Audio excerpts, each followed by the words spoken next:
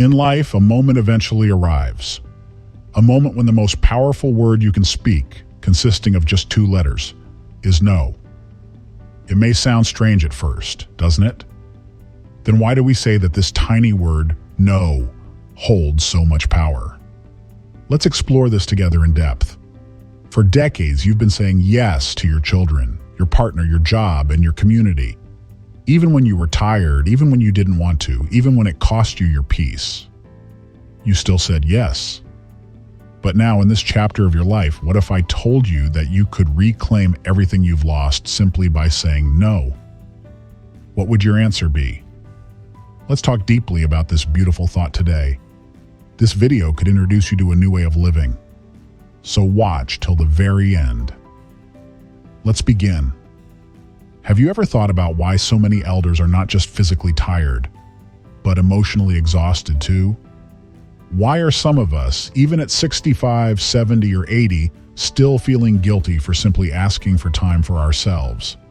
Because no one ever taught us, neither our elders nor our parents, how to say no with confidence, clarity, and without guilt. Do you have a powerful life lesson passed down from your elders that you cherish? Share it with us in the comments below. We'd love to hear. Part 1. The changing landscape of later life. The years you're living now, these aren't just golden years. They are your years. These are the sweetest moments of the life you deserve to live. This day, this moment, it belongs to you forever. Live for yourself, pray for yourself. In today's world, traveling soothes the mind, doesn't it? So more and more elders are exploring the world. They're creating new things, learning new skills. Some are starting YouTube channels. Others are writing books, painting, dancing, engaging in so many beautiful pursuits. Why is this shift happening? Because the idea of retirement has evolved, and it's still evolving. Earlier, retirement meant the end of life's meaningful chapters, but now, everything has changed. This is not an ending. This is a new beginning, friends. If you're constantly stepping back from everything you said yes to, how will you ever discover what lies ahead? Sometimes, saying no may teach you the true value of life.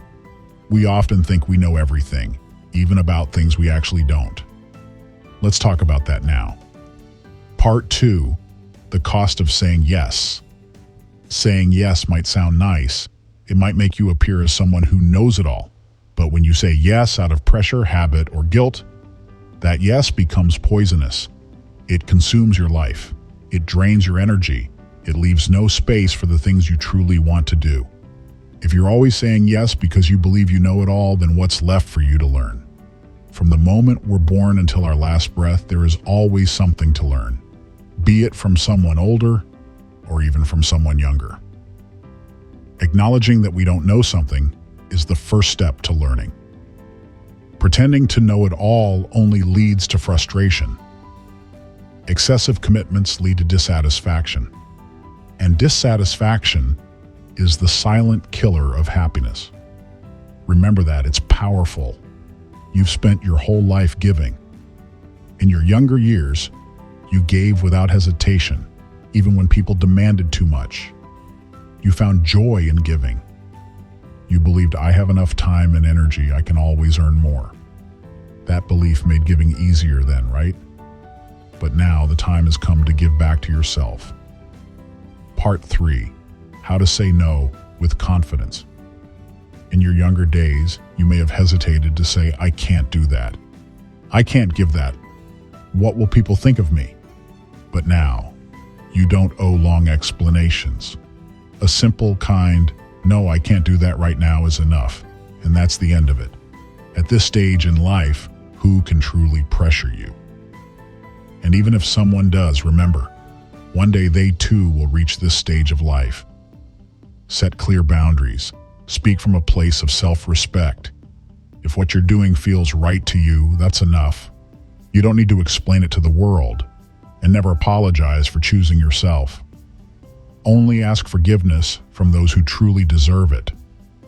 Because someone who doesn't deserve your kindness is not worthy of your apologies either. And when someone tries to make you feel guilty, pause. Ask yourself, Does saying yes to this bring me peace or pressure?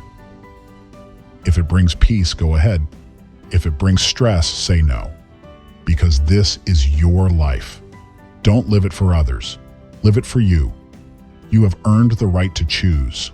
You have earned the right to live for yourself. Part 4. Rediscovering your joy. Wherever you lost your joy, go there and try finding it again. What happens when you start saying no? You start living freely. You break free from the fear of upsetting others. You open up new space in your life. You begin to paint your life all over again. You start taking long walks again. You make new decisions. You start reading books. You reconnect with old friends. You laugh more. You sleep better. In that moment, you realize, even in my life, joy was always present. I just took a little time to recognize it. Then you understand, happiness doesn't disappear. It just gets buried under our endless obligations. Here's a truth no one told us when we were younger. The greatest gift you can give your children is to teach them how to live in peace.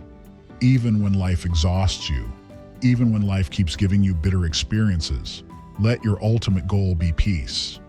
May your coming years be filled with laughter. But let them not be weighed down by guilt. That's our purpose. Say no, slowly, firmly, and freely. Stop worrying about how the world will adjust to you. Instead, think about how you should adjust to the world, and most importantly, think freely about how to reconnect with the life you've lost. This time you've reached now. This is your time. Protect it. If this touched your heart, please share it with another elder who needs to hear it. And let us know in the comments, what are you saying no to today, so that one day you can finally say yes to yourself?